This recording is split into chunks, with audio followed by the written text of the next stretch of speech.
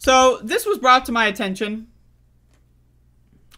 because it seems really funny. This is, now again, I want to direct the maximum possible, like, disrespect toward people that are quote-unquote conservative or Republicans or whatever tradition, but they're also a part of a minority group, right? They're gay, they're trans, they're non-white. Like, I don't respect them at all. Like, I don't respect any conservative. I think conservatives are garbage. I think the whole philosophy of conservatism is backwards Neanderthal garbage. I think it's trash. I think only a moron, like, again, it's Neanderthalism, right? Like, it's like, you are not really a fully evolved human if you're a conservative. All of a sudden, we can't talk about Neanderthal DNA anymore. Right? So, I'm just being honest with you. And so, one of my favorite people to mock and ridicule in this category happens to be David Rubin. So, David Rubin is on Jordan Peterson's podcast or something. I'm not sure what's going on here. Apparently, Jordan Peterson is on Daily Wire now. That's insane. But anyway, David Rubin and Jordan Peterson, they talk about how David Rubin got canceled recently.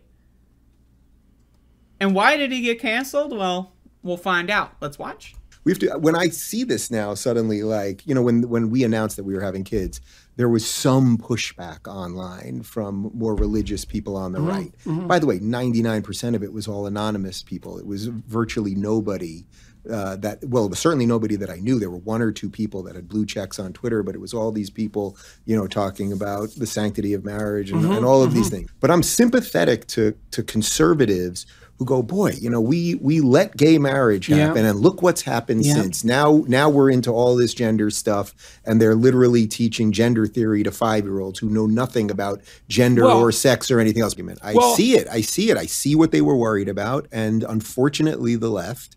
You tweeted out something a couple of weeks ago. You know, I was never a conservative until the liberals decided there were no rules. I'm paraphrasing you roughly, but I'm sympathetic to that. So much of all of the things that we knew, we no longer know at a societal level, apparently. So what do we do going back to the conservatives that were worried? Okay, so real quick, we gotta pause here because there's a lot going on. There's a lot going on. Okay, so first of all, teaching gender theory to 5-year-olds. Okay, so first of all, is that like critical race theory? Like, what is gender theory and what is critical race theory, and who is teaching that to a 5-year-old?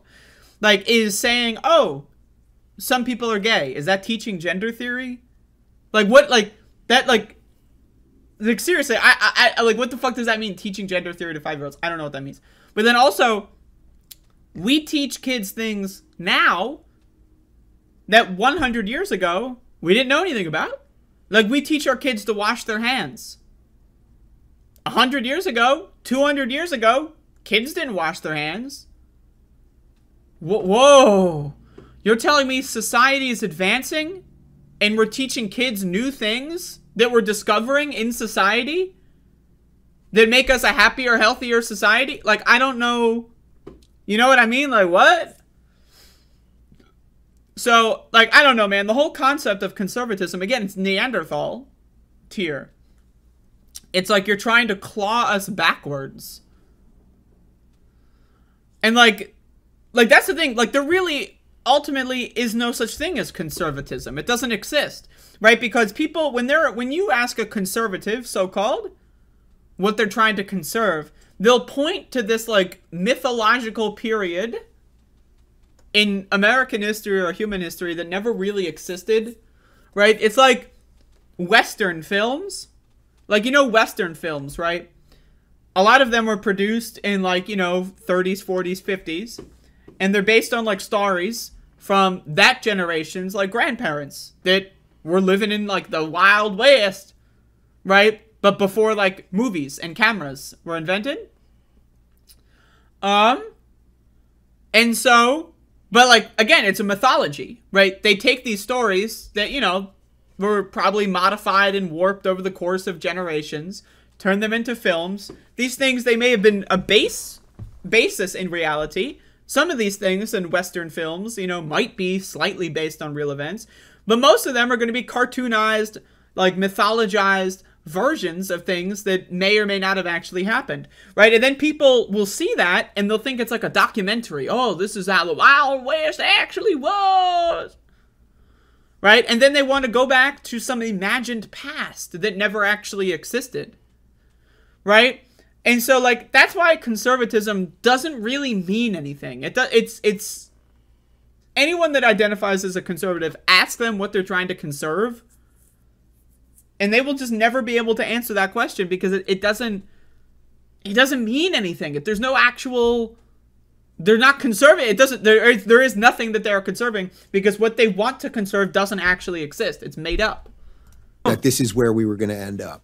In some sense, I should probably be their greatest hero because it's like, oh, here's someone who wanted to enter civilized society, wanted to affirm most of the long-fought, time-tested ideals, wanted to enter the world with those things, help defend that world. It happens to be so again, these time-tested ideals. That's why whenever conservatives will talk about this, like Dave Rubin is trying to describe what his conservatism is, it's civilized, time-tested ideals. What? What? Like, I don't, what does that mean? Like, that's the thing, it doesn't mean anything. I get in trouble for saying this a lot, but, like, it literally does not mean anything. It means nothing at all. Like, when someone says, like, we need to go back to when things were good, it doesn't mean anything. You know, like, oh, what? This period that you're thinking about in your head doesn't actually exist. A little different than we would think, right? Yeah. Okay, it's two guys. I can't deny it. I should sort of be a hero to them. It's not the ideal one that they went for, but it's approximately close enough that this should be pretty good. I suppose that will be my challenge in life. Well, I think, maybe that's. But I also think that's probably true. But you also said earlier that as far as you're concerned, what the fuck? They also. Is Jordan Peterson the puppet master? What the fuck? Look at this cut. Look at this edit. Look at his hands. What the hell's going on here? Pretty good. I suppose that will be my challenge in life. Well, I think, maybe that's. But I also think that's probably true. But you also said earlier that as far as you're concerned, they also have a point. There is a point there. Okay, so what's the point? Well, there has to be a point there because, look, gay marriage was legalized, I think, at a federal level in the United States in 2015, if I'm not mistaken. So that we're now 7 years off of that. Right. And look at all of the craziness that has happened since. I am not directly connecting it to that. But when you change fundamental... Now, again, I would ask everyone, what is this so-called craziness? So, okay, gay marriage is legalized, and now there's craziness. Now, again, the reason why so-called conservatives use this vague language, it's like Mad Libs for the viewer. The viewer has their own imagined world that's happening where there's like craziness, like the black people are rioting and looting and burning down the cities. Like Minneapolis is like a giant crater. Seattle no longer exists. Like the state of California is like run by like, you know, blue-haired people that like go to college or something, right? They have to use vague language because if they were specific, people would go like, oh, I don't think that that's true. And then they would nope out. So they have to use this vague ass fucking language so that people will fill in the blanks.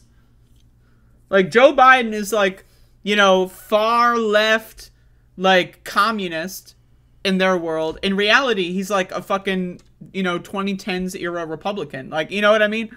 Like, you know why Joe Biden was vice president to begin with? Because Barack Obama thought him being black would be a problem, so he nominated one of the most conservative Democrats in the caucus to be his vice president. That's Joe Biden. He was the token conservative Democrat. So that's the only reason why he became vice president, because he was a right-winger, right? But then in this weird fantasy world, like Donald Trump's trying to save America and the commies are coming, like... So again, that's why they use this vague language. Structures, some weird things are going to happen. This is, again, where I would lay most of the blame here. I would lay on the sort of liberal establishment where nobody was willing to defend anything. Okay, so the reason why this clip is so funny to me is because it starts off with him saying a couple people were upset that he is he's having kids or whatever. I think he's using like a surrogate or something. A couple of blue checks. Motherfucker, I covered this on my show a little bit. It was a lot more than a couple people. It was a lot more than a couple people. It was literally like, I was looking at Dave Rubin's like tweets and he had like 10,000 replies of people going after him. Like almost every, like I think it was like Glenn Beck. They like was talking to Dave Rubin and said like, yeah, I don't think you should be married, but I have no problem with you having a child in your life. It's just like, what? Like that's your best defender, is someone who like wants to revoke your marriage license, but doesn't necessarily have a problem with you raising a child. Like, and again, I hope that Dave Rubin cries himself to sleep every night. I do. And I hope whoever, like whatever poor bastard is married to this piece of garbage, I hope that they both cry themselves to sleep every night. And I hope that whatever kids that they raise end up hating them. That's my ideal, because they deserve it. Like imagine, right, 10 years from now, 15 years from now, I'd be very interested to follow this situation 20 years from now, what these Dave Rubin kids are going to be thinking about their parents. Like imagine like discovering the internet. You're like 10, 11 years old. You discover the internet. You vaguely know that your dad is famous online. And then you look him up. Right? And then like imagine that world. Like Jesus Christ. Jesus Christ. It's insane. It's insane to just think, like, I don't know, man. Like, to me, again, I wish the ultimate form of disrespect on these people. I hope that they're sad. I hope that they're suffering. And that brings me joy. It brings me joy. Like, these log cabin Republican motherfuckers. Right, the log cabin. Like, what the first of all, what the fuck does that mean? Log cabin, like, Republicans? Like, is it that episode of fucking Seinfeld with fucking Susan's dad or something? What is this log cabin? Second of all, what the fuck? Like, the entire Republican Party is based on restricting rights for people that are a part of any minority group. That's their entire purpose. That's why they exist on planet Earth. Right, so the point... Like, I just don't understand why black Republicans exist. Like, I think black Republicans are dumber than white Republicans, because at least white Republicans, they would benefit from the policies that they put in. Black Republicans advocate against themselves. Gay Republicans advocate against themselves. I understand why a cisgender, straight, white, Christian man would be a Republican. They're a selfish cocksucker. Makes sense to me. But why would there be a minority group that happens to be a Republican? They're just fucking stupid. And again, I actively wish the most disrespectful things imaginable on them. They're fucking stupid. They're dumb motherfuckers. It's just that simple. And also, Jordan Peterson's on the Daily Wire now. That's pretty funny. But yeah, I don't know, man. These motherfuckers, holy shit.